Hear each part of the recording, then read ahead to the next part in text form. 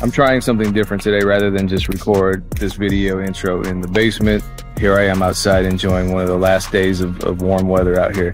I recently put out a tweet that confused people. It wasn't advice. I just basically said that the less I try to focus on getting big placements, it seems like the more placements I'm actually getting. Part of what I was talking about was just that I've, diversified all the things that I'm doing so much to the point where now I've created more avenues for placements. And one big avenue for that is working on creating samples. So for example, I've gotten placements off of composing samples on projects including Wiz Khalifa's last album, the last Lox album, the last Russ album. And this happened when I started primarily focusing on my BeatStars beat store. And so I made a lot of connections with producers within that community. Some of them I formed collectives with. And so I wanted to talk with the people I've been working on these samples with, explaining how we created the samples, how we're getting the placements, how we're linking up with these artists. This is a Music Entrepreneur Club session, a free music business mentorship session on BeatStars Live. I host mine on Thursdays at 3 p.m. Eastern Standard Time. Dame's on Mondays at the same time. And that all goes down at musicentrepreneurclub.com or beatstars.live. So tune in for a live session. It's free.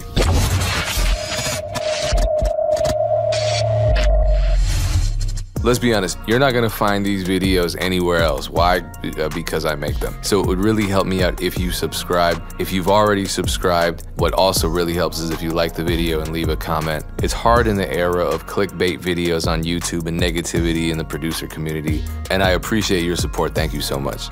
I was musing over that the other day where I'm like, the more I'm focusing on building my brand up as a producer who primarily uses BeatStars, it feels like I'm getting more opportunities in the so-called industry with like the majors. So it's weird. I don't know if you feel that same way, Dream, or any of you.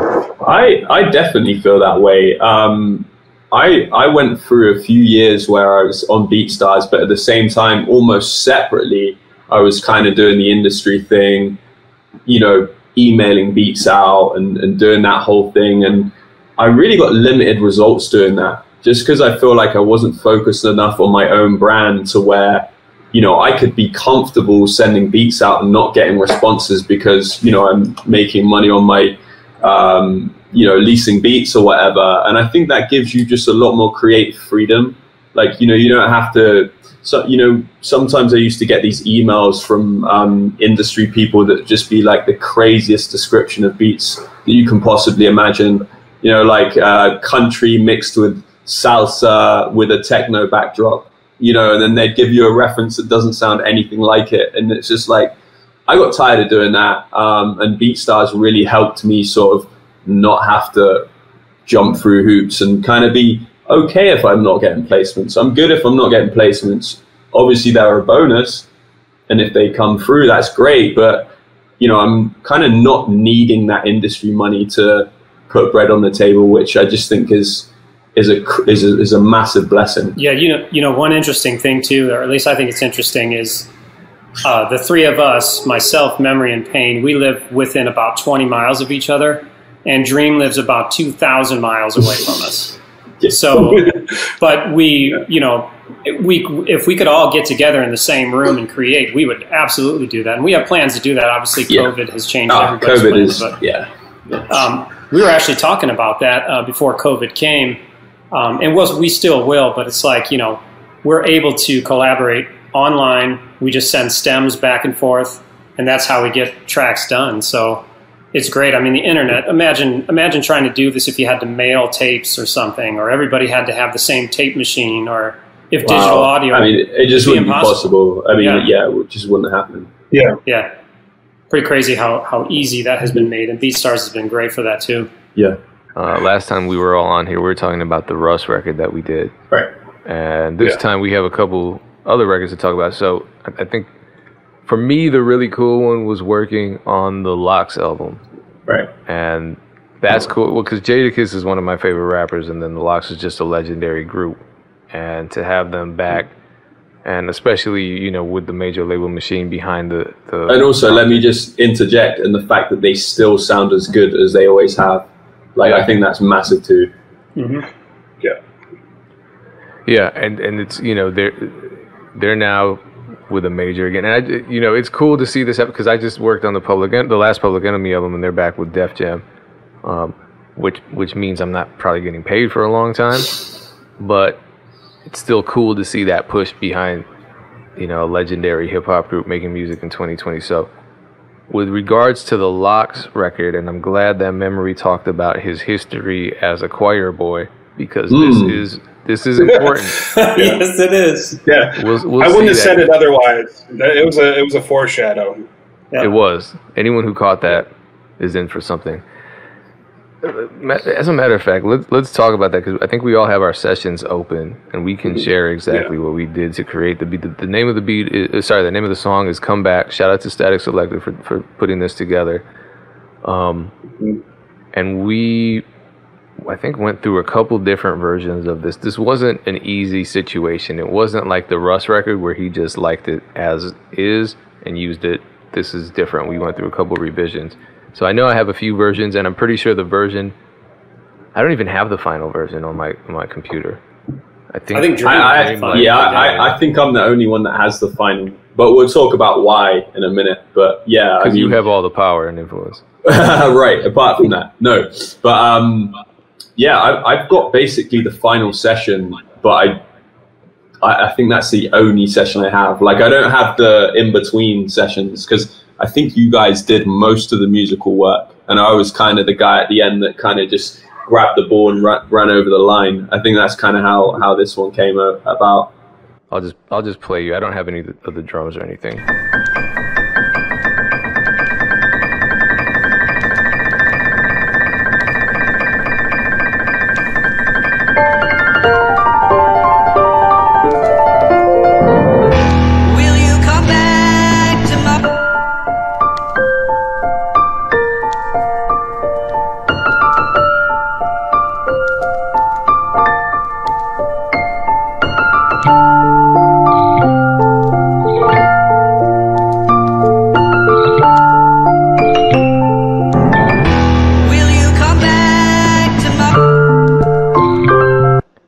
The really cool part that I want Memory to talk about is the vocal part.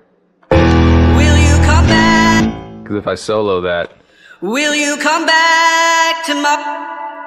We chopped it as though it were a sample, but it's actually him singing a whole lot. Will you come back tomorrow?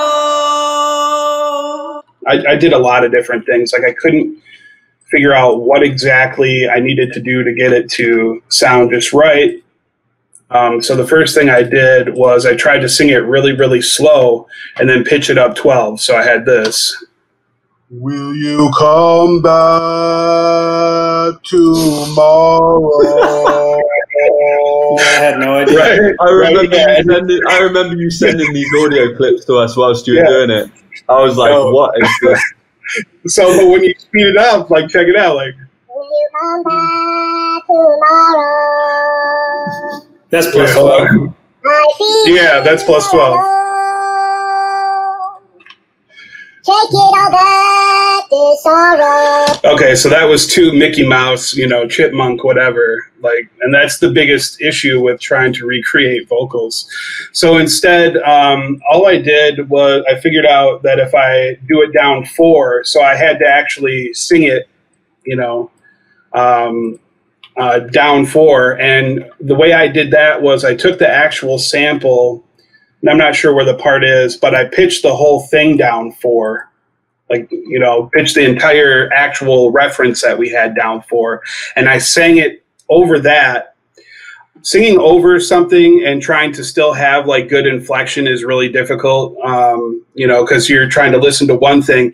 And also I had to, like, kind of change my voice, like, you know, make it more, like, dramatic. So I had to be more, like, sort of sing it like opera-ish, I guess. Memory, can you also talk about how you actually had to rewrite the lyrics completely? Oh yeah, and I rewrote the lyrics too. So yeah, it's funny if you compared them.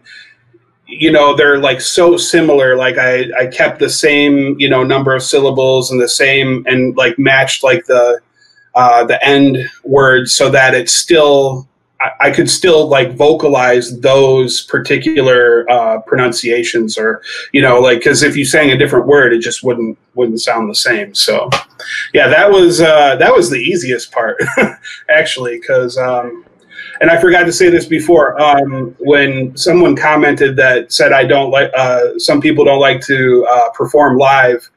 That's not true. I don't like to perform in a band, but I rapped for over 10, 15 years. So I was always performing live. I did a lot of shows, blah, blah, blah. I just wanted to correct that. Anyway. You tell them, man. While I have the floor, I just wanted to say that. So yeah, I've had my share of performing, and hope to perform more. Take that, whoever commented. Yeah, take that. So anyway, here's the actual sample, and this is what I sang. And this ended up being the real thing after I pitched it up. Will you come back? Oh, yeah, okay, you're sorry. Will you come back tomorrow? So is that the +4? This is without the +4. Okay. I feel so alone. Taking all back this sorrow. Take it all back from me. So yeah, so then pitch it up 4, and then I stacked it. There's a bunch of stacks, and and then obviously it got a bunch of work from other people. I'm not sure who mixed the record, if that was just Statik himself, but the other thing I did, it would have been. Yeah. Okay.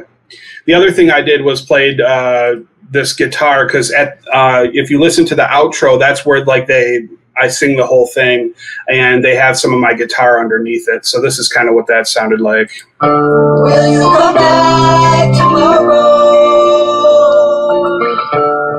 I feel so alone. Take it all back in sorrow. Take it all back from me. Yeah, so here we go. That's in a nutshell what I added to it. So let's get to Bufo's inappropriate question. Did you use auto-tune?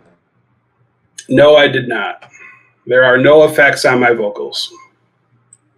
I am effective. Not even compression, right? Like literally not even EQ, like nothing. No, nothing. I put compression on your vocals and EQ on them. Yeah, I imagine somebody puts there's some reverb on it later on, and this and that. But I think I did too. I think then I put more compression and EQ on top of Payne's compression and EQ too. So I mean, obviously it needed some compression. You can look at the waveform here, and it just jumps out of control here and there, but and the compression levels it out. So the thing is, though, I mean, what you got to keep in mind as well is that often on the original record it did that too. So like that's all part of the feel that we needed to go for, was like slightly unbalanced vocals. If you had like perfect vocals at like perfect compression, it's probably not going to have the feel that we need, right? Yeah, I would say. I think that's the fun part about doing this stuff, like making, samples. Intentional mistakes. Rules. Yeah, but like all the rules of clean recording and all that stuff goes out the window. If I want to record myself doing this, and just throwing reverb on it and not doing anything else, just so it doesn't sound compressed, hey, I can do that, because back in the 60s, 70s, a lot of the recordings, they weren't informed by modern technologies and modern processes. So that's a big reason why they're so appealing, because they don't sound super clean and they don't sound super balanced the way that our stuff is now. It's way more organic. So it's just fun, because it's almost like anything goes. It's a lot of experimentation. So one thing we didn't talk about at all was Stack and his piano playing, and some people. That's what I want to see. I want to see how that really looks. Yeah, and I'll share my screen, but unfortunately, I don't think my audio is going to work. Yeah, I mean, there's not much to this really. I think I'm trying to remember. I don't even have everybody's parts at this point. I think my part. Did you do the intro separately too as well? Yeah, I did. Right. I did, and I was looking for that track. I'll try to find it here a little bit, because I did that in a separate. Because the intro, I played it, and I want to say I quantized it, and then I sped it up, is what I remember doing there. That wasn't me playing real time. I think I like half-timed it. I think, just to interject, I think when we actually heard the song that needed to be replayed, like something that we all said together was like, two things about this are going to be really difficult. And it was obviously the vocals, which we just covered. And then the other thing was the intro, because the original has a very different but sort of similar, arpeggiated piano where we were like, holy shit.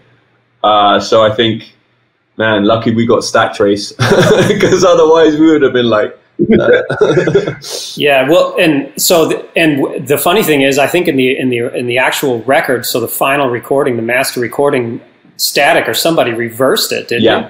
Yeah, he did. I think honestly, one of the reasons that may have been behind that was just sort of, it was close to the original.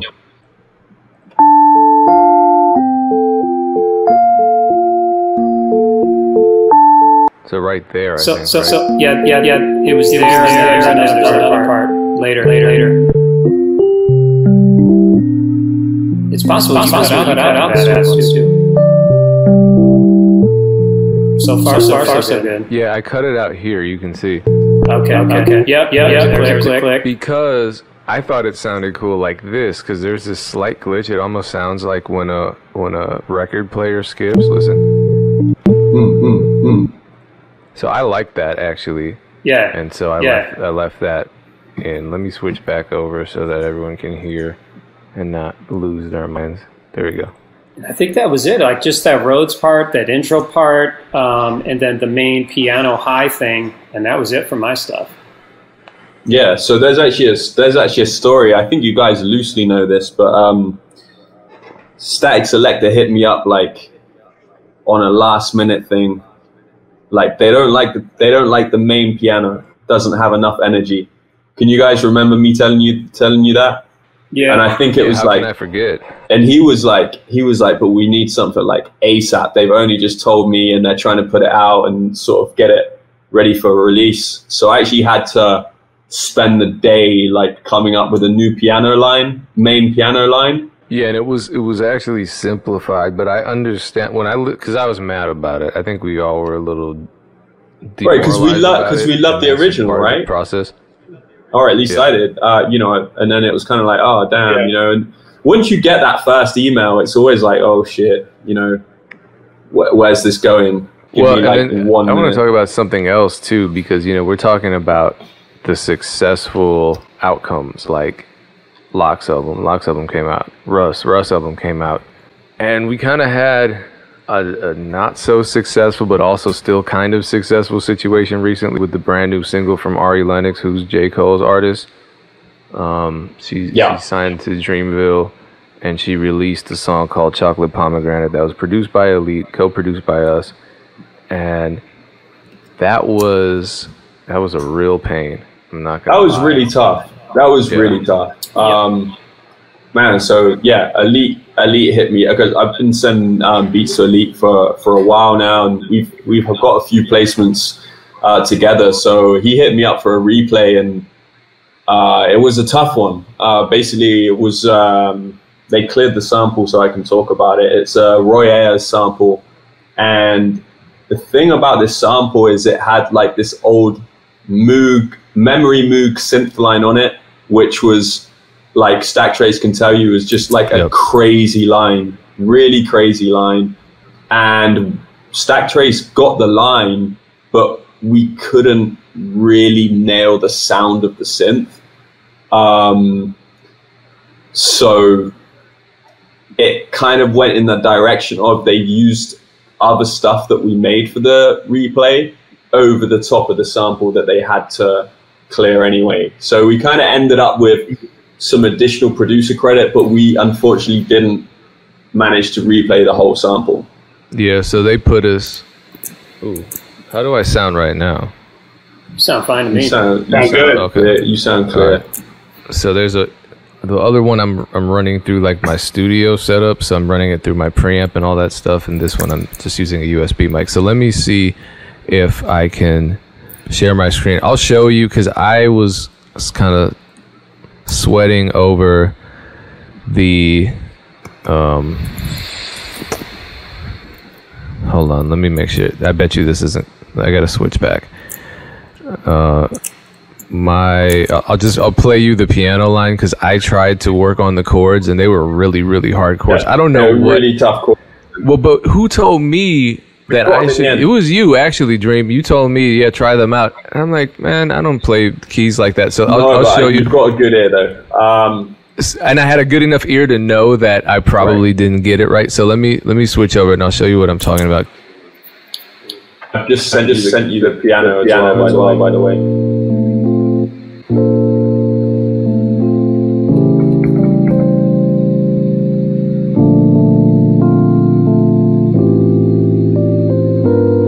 It's that last one. Right. And here's the thing. Pane one will tell you he's not a keyboard player. He's not very good at all this stuff. And he will send me stuff. I'm like, man, you got it. You just put me out of work.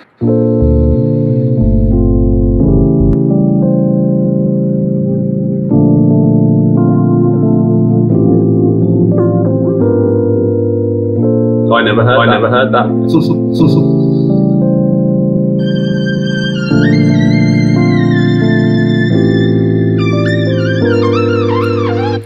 I was using the Juno 106 for the lead and Roland Cloud. And then for the bass, I think I used the Juno 106. I don't know if it actually made the cut. And then for like some of the backing pads was the D50 Roland. I think in the end, literally they only used the Rhodes that we collectively kind of came together on. Because I actually said to Elite, I said, I've got my guys involved in this because that last chord in that sequence you wanted to play was really kind of weird chord, and we kind of put our heads together to figure it out. And then I also had my bass player play the bass as well, and his bass made the cut as well. But I think that's where I think that's all we managed to kind of contribute to that. But I mean, even saying that, I mean, it's super dope to be a part of that record, though. Oh yeah. In any way or shape or form, and sometimes you get the whole record, and sometimes you can just be happy for the little bit that you did do. And that happened on another record too, right? That we did where we played a whole bunch of stuff, and then they only used certain parts. I can't remember which one though, and if it's even released. So yeah, I mean, there's a bunch of stuff that hasn't been released. Yeah. Most of the time with Statik Selekta, like when we do replace the static, he'll use everything, but he won't use it the way that we presented it to him. He'll chop it up and rearrange it. Like he almost produces the sound, the replay. He then produces what we send him again. Like he never just drops it in. Like there's always some cool arrangement that he does. So I noticed that about Statik as well. But sometimes people I heard, didn't he doesn't he press it to vinyl and then sample it again when we send him stuff? I'm not sure he's done that, but that would be fucking dope. I'm just kidding, man. But, it would be dope. That would be dope. Great. That's going to be a new rumor now. Can you hear me? Am I good? Yeah, you're good.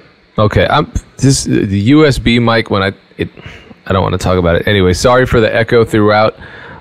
Shout out to everyone that, our views haven't really dropped from when the echo was starting. So thank you for bearing with the audio issues, especially when there are 4 of us in here, all with our own competing audio issues. So anyway, Bufo wants to know if we're willing to comment on how placements are being split at the top of the game. I don't think any of us consider ourselves at the top of the game. No. But I can tell you for sure that you see 4 of us on here, we're splitting it equally 4 ways if we were all involved in it. It's always an equal split. I mean, and that was the thing. Yeah. Let me tell you what impressed me at the very beginning, because number one, I had no business walking into these BeatStars sessions when I had barely 12 beats on BeatStars myself 3-4 years ago. And when I started collaborating with Dream Life the very first time I met him, and in subsequent months, he would always split with me 50-50 no matter what, because sometimes you always have this sort of anxiety going into a situation where you're collaborating with someone, because you think, well, I sent him the idea and he did all the drums and he mixed it, so in my opinion he did more than 50% of the work, but I'm still getting 50%. So that just kind of set the tone. So sometimes it'll be a situation where I just use one of his drum loops and I'm like, I'm giving him 50% because he did the same thing for me, and it doesn't take anything away from me because we have so much stuff so much music together, so much collaborative music together. Yeah. It's totally even, number one. Number two, I want to see him win just the same way he wants to see me win. So why would we even bicker over 5-10%? It's ridiculous. But you see a lot of that in the producer community when it comes to collabs and this and that. There's just all of these ownership conversations that I don't think need to be happening. I think, and God, it hurts me to watch because people are fighting about percentages of nothing because it's all in theory. You don't even know what's going to happen. So why would I fight with you at any stage? That's just my opinion, but I know all of you have worked in different capacities with other producers and you've gotten placements that I was not a part of. So how did that look for you? Different producers honestly do it different ways. You know, and also it depends on the record as well, man.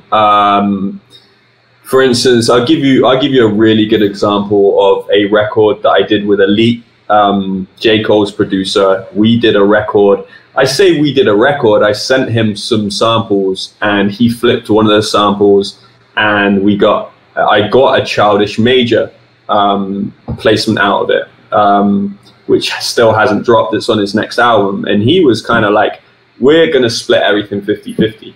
You know, I know that I just flipped the sample, but, you know, everything 50-50, the advance. And I was like, that's great. You know, that's perfect. You know, definitely made me want to send him more samples and kind of give him, you know, the secret stash samples, right? Because if that's the tone of the relationship, then excellent. And also I had Memory on that record as well. I'd done a session way back. It was actually one of my first sessions with Memory. And a lot of the times, to be transparent as well, I pay Memory to play on my stuff. You know, I'm not just sending Memory stuff and he's just like playing on it for free all day. I mean, that, you know, that's not fair either. You know, I think as someone that works with live musicians, like for me, one of the most important rules is pay your musicians, man. You know, and it's the same if you work with designers. It's the same as if you work with outside marketers, like pay your people. And I think that should be pay them on time too. So that's how me and Memory actually started working together. And we got that Childish Major placement on a song I'd already written, a sample I'd already written, but he played on it. And yeah, we ended up giving Memory a percentage of that record as well. And everything was great and all the paperwork went through great. So, you know, that's like a fairy tale example. You know, and then there's other situations which, you know, we probably won't be able to expand on too much here, but, you know, let's be transparent. You know, when we did the Russ placement, we had to fight a lot harder for what we got on that record. You know, we had to put our foot down and be like, no, guys, this is what we want for you to clear the sample. They didn't come with like the fairest offer, and, you know, it's no shade to Russ. It's not even Russ. It's just the label machine, right? It's the corporate machine, because that was actually Russ dropping a record on a major label. He's independent fully now, but he wasn't at that time. So we had to go, no, guys, that's not going to work. What you're offering isn't the one. So there's no like set like process of how this happens, which makes it kind of crazy. Every time you get a placement, it's completely different and random. But, you know, I guess you just need to know how you value yourself, and also put that in the perspective of how much did I do on the record versus the person that's trying to give me a percentage, I guess, you know. And I don't apply those rules to collabs with Pain or Memory or Stack Trace like on Vxndals. It's a different thing. Like a major label placement is, you know, I'm going to try and get my percentage, like, you know, fight tooth and nail for it. But, you know, if I'm doing a a collab with Memory on Vxndals and he plays a guitar line and that makes the cut, I'm probably going to split it 50-50 just off the strength of, you know, of the relationship. And that's kind of just how I've always looked at it. And I think it just allows you to make more music. It allows better relationships. It allows more creative freedom. You know, there's nothing worse than sitting down and working on a beat when you don't even know, like, you're worried about what percentage you're going to get. You know, I don't think that's a good look. So yeah, it's all different. Yeah, just to add to that, I mean, like you said earlier, you alluded to this, like you want to see your team win.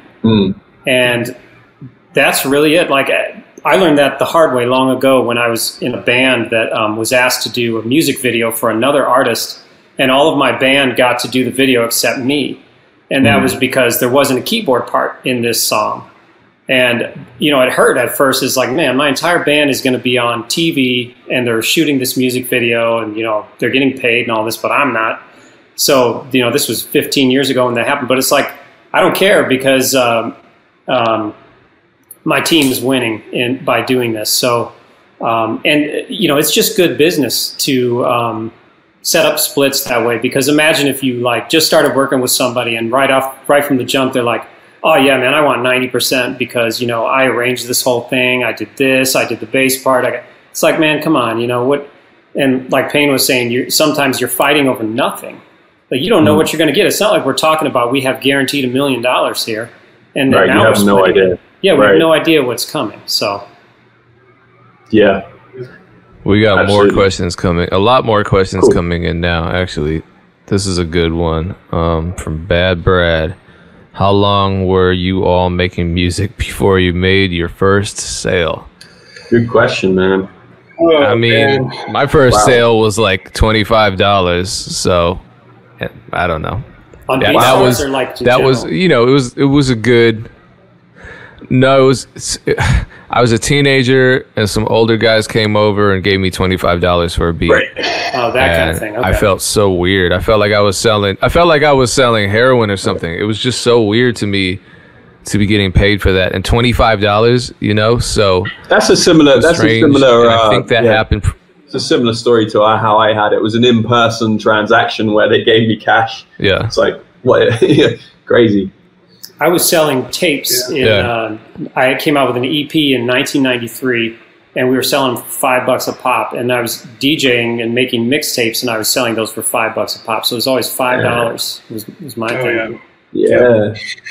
I mean, to put an actual number value on how long were you making music before your first sale? I mean, personally, I would probably say it was about 10 years for me. Honestly, it was about 10 years, like literally.